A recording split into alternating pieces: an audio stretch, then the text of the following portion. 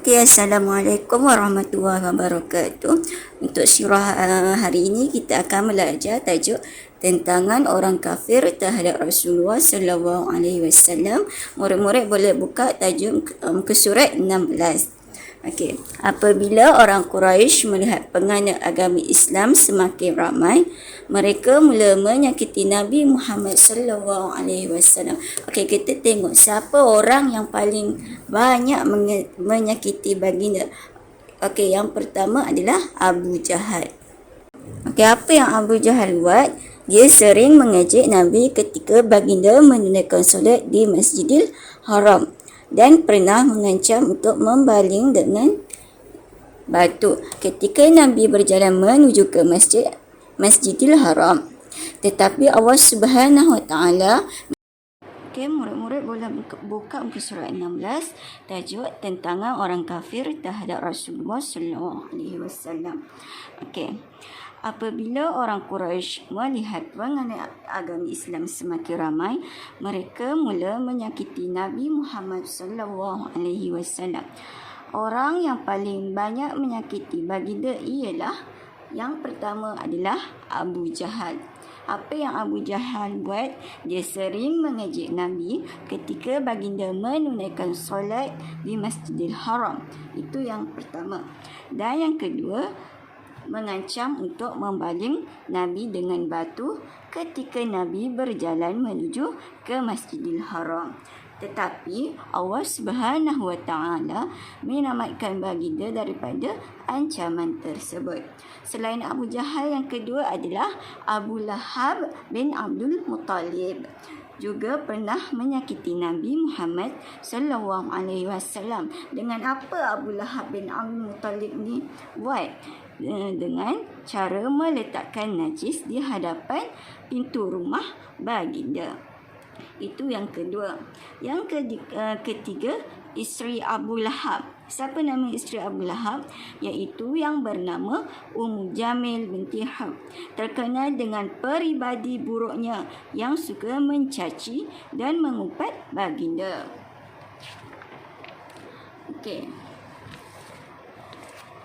Seterusnya buka muka surat 17. Itu yang ketiga. Okey, yang keempat, seorang lagi kafir Quraisy yang bernama Uqbah bin Abi Mu'aid pernah mencekik baginda dengan bajunya ketika baginda sedang mendirikan solat. Itu yang keempat. Abu Bakar yang berada bersama baginda segera bertindak menghalang perlakuan jahat Uqbah bin Abi Mu'ayyad. Okey, perenggan seterusnya, orang-orang Quraisy juga mula menyakiti sahabat Nabi. Tadi adalah Abu Lahab. Abu Lahab ni adalah bapa saudara Nabi. Abu Jahal pun bapa saudara Nabi. Okey, untuk yang kalangan sahabat pula. Antara sahabat baginda yang diseksa ialah, pertama, siapa sahabat dia? Adalah Bilal bin Rabah yang dijemur di tengah panas yang terik dalam keadaan dadanya ditindih dengan batu besar. Itu sahabat yang pertama. Okey, yang kedua, seorang lagi sahabat yang lain ialah Ammar bin Yasir. Juga telah diseksa dengan begitu dahsyat. Beliau telah dipakaikan dengan baju besi dan dijemur di bawah sinaran matahari yang panas. Ibu dan bapanya diseksa sehingga meninggal dunia. Okey, kita tengok pula Iktibar ke surat 18.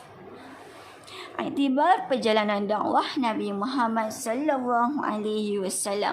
Okey, yang pertama, umat Islam hendaklah sentiasa menyeru kepada kebaikan dan menegah daripada kemungkaran. Yang kedua,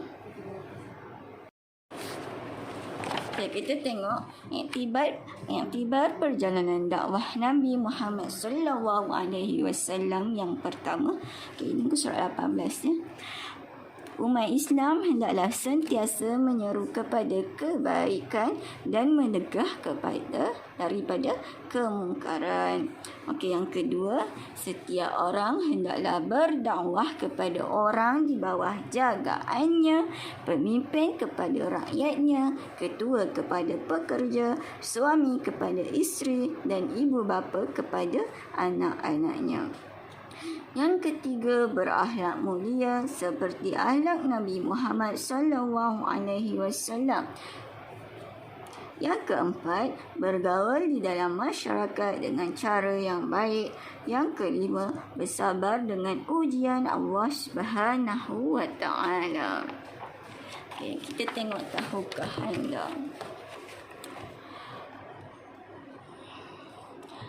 Abu Jahal yang sangat kuat memusuhi Nabi Muhammad telah digelar Fir'aun umat ini oleh Nabi. Dia telah terbunuh dalam perang Badar.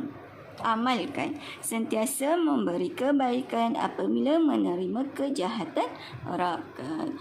Okey, sekian saja daripada saya. Assalamualaikum warahmatullahi wabarakatuh.